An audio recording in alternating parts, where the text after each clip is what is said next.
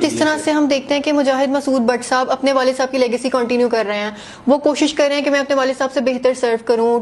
تاجران کے لیے کچھ کروں, کیونکہ اب جو حالات آئے ہیں کورونا اسپیشلی, اس میں بڑے بڑے نقصان ہوئے ہیں بزنس مین کے, بہت لوگوں کے, تو ان کے کام کو آپ کس طرح سے دیکھتے ہیں کہ وہ کس طرح سے سرو کر رہے ہیں؟ جی, مجاہد بھائی جو ہیں, مجاہد مسعود بٹ صاحب جو ہیں, وہ بھی اپنے والد صاحب کے نقش قدم پہ چل رہے ہیں. وہ بھی ایک پرسنل لیول پہ کنیکٹ کرتے ہیں بندے کے ساتھ.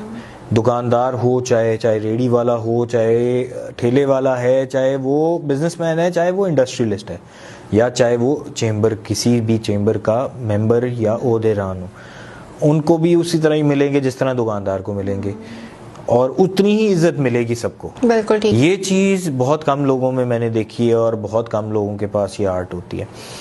اسی طرح ہی وہ لیگیسی اپنے والد صاحب کی لے کے چل رہے ہیں, اور اسی چیز پہ ہی وہ جا رہے ہیں, یونٹی بنا رہے ہیں, دکانداروں کے ساتھ کھڑے ہو رہے ہیں.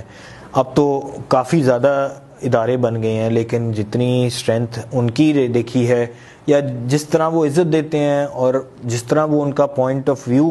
اکراس کرواتے ہیں سیاستدانوں کو